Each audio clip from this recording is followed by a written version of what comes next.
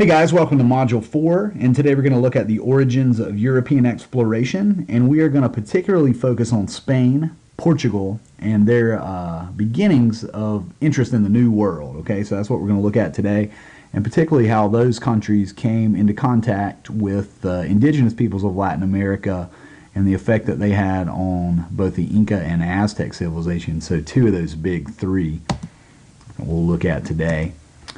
Sorry about that. So the question to begin with then is why exploration, and why after thousands of years of European civilization did transatlantic contact become a reality? What drove that? Well, the answer can be traced back to the medieval period, and of course that's when the Crusades began. The Crusades were essentially a religious mission, at least in name, for European powers, and oftentimes the church was involved in this, to recapture the Holy Land from the Muslims of the Middle East. Now, the Holy Land was considered Jerusalem. So there were several of these crusades, as a lot of you guys might remember from your world history classes. Not only was it a war, but it was also a massive cultural exchange. And when these crusaders got to the East, which is what they called today's Middle East, they found themselves exposed to a lot of goods and a lot of things that they had never seen before. Things like Chinese silks or particularly spices were very impressive to these European crusaders.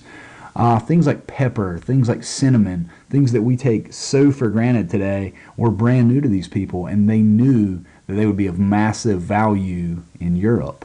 So the idea was, how do you get these goods, these commodities, back to Europe from the East, right? And from India, which is what they called most of the East. Following the Crusades, even, the overland route was maybe the most obvious way to go for traders who were interested in bringing back these Eastern commodities to Western Europe. The problem is that a lot of this area was controlled by unfriendly parties.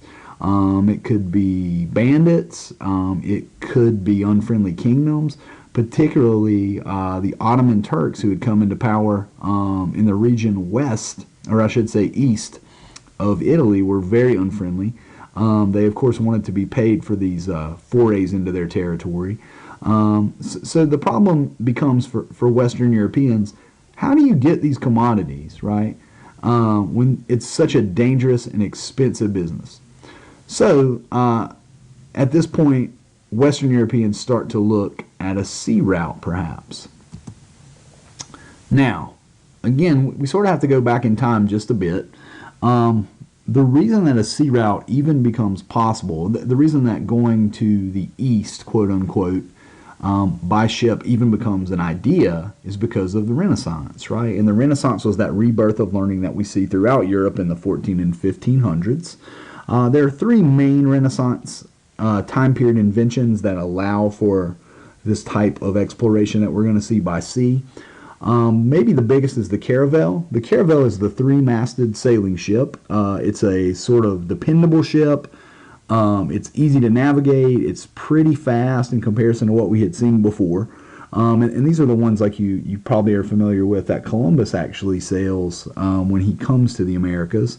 So the caravel is a huge invention in terms of exploration. Another is the astrolabe. This is a navigational tool that allows sailors to use the stars to find their position on the globe, right? So when you're going across an ocean as big as the Atlantic, you need to know where you are at all times, and this invention is going to allow for that. And finally, the magnetic compass is more or less perfected so that these sailors are going to always be able to at least find the direction that they're headed in. So these three key Renaissance inventions are going to lead to European exploration in the following centuries. Now, in terms of the motives, we've already touched on these just a bit. And when we talk about trade and things like spices or silks or any kind of Eastern commodities that the West had not seen yet, we have to look at profitability, right? So I think we can look at what's called the three G's, which historians often call the main motives for exploration. And I think the first one that you have to mention has to do with these commodities, and that is gold, a profit. When it comes to Latin America later on, they're going to mean literal gold. But in the early days, they were looking at commodities that could be bought and sold. So that's a main factor. Another is God. We know that Obviously, the motivation for the Crusades was to spread Christianity, to recapture the Holy Land. Just by the very nature of Christianity being an evangelical religion, that means you're supposed to spread the word for it. So oftentimes that was a key motivation, and we're going to see Catholicism particularly take hold in Latin America as the Spanish bring that with them on these caravels.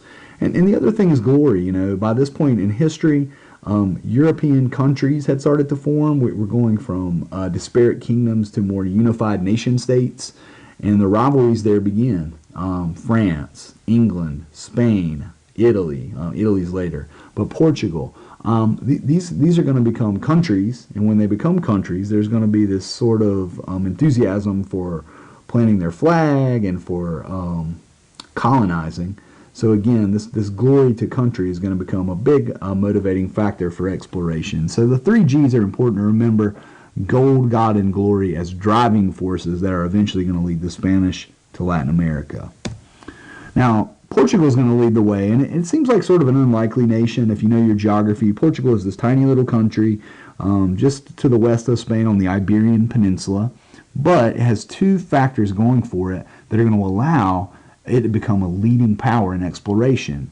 One is the fact that it early on becomes united as a country, right? It's small and it becomes a nation state early on, whereas other nations in Europe have not quite formed yet. They're still divided. Another is that its geography makes it a natural jumping off point for sailors. And if we look here on the map, you'll see this is the Iberian Peninsula. So today this is where Spain and Portugal are. And Portugal will be here. So when they start to think of sea routes to the east, this is a natural sort of place to leave from. The question becomes, how do you get there? Well, most European countries had a big problem, right? Because we know that the overland route is not great, fraught with danger, etc., right? But at the same time, the sea route to India and the Middle East is also very difficult, and there's one very sort of obvious obstacle in the way, and that is the continent of Africa. Huge land barrier, right? The first European captain to sail around Africa and reach India is going to be a guy named Vasco da Gama.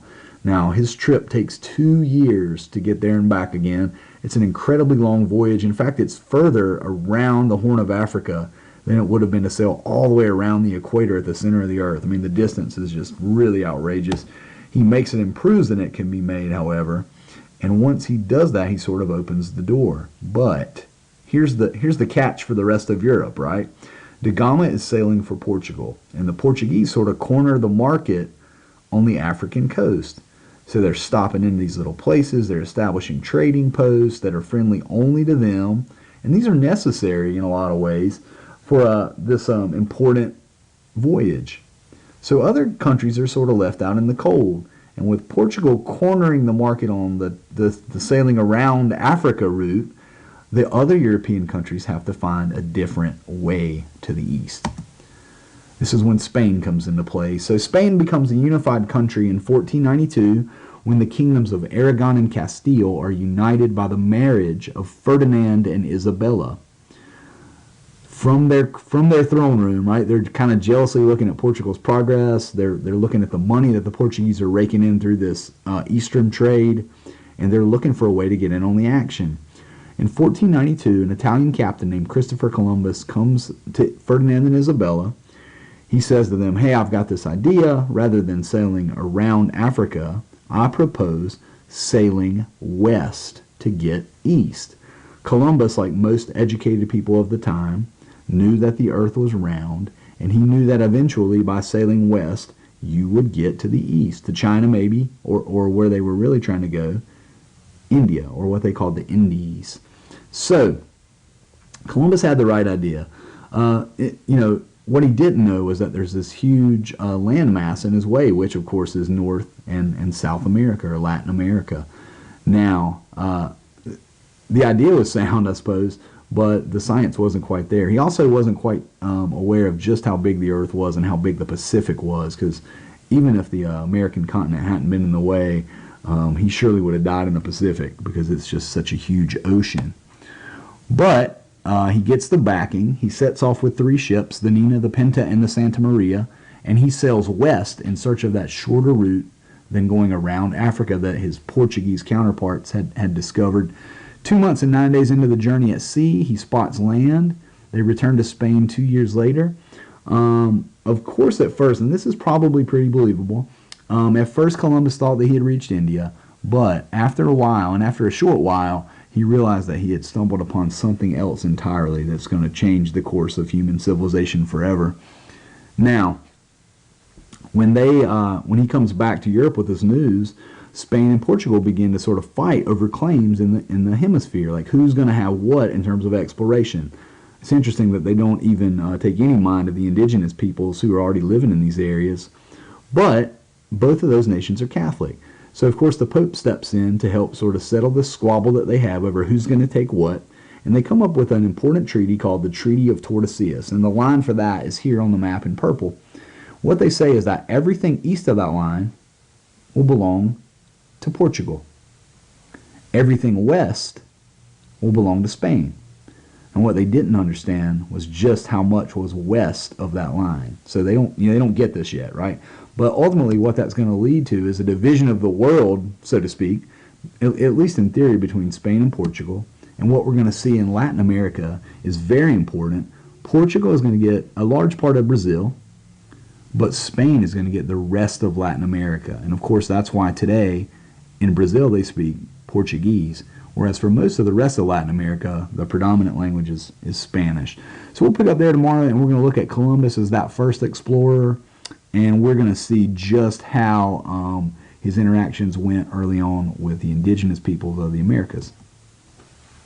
And that's it for today. Thanks.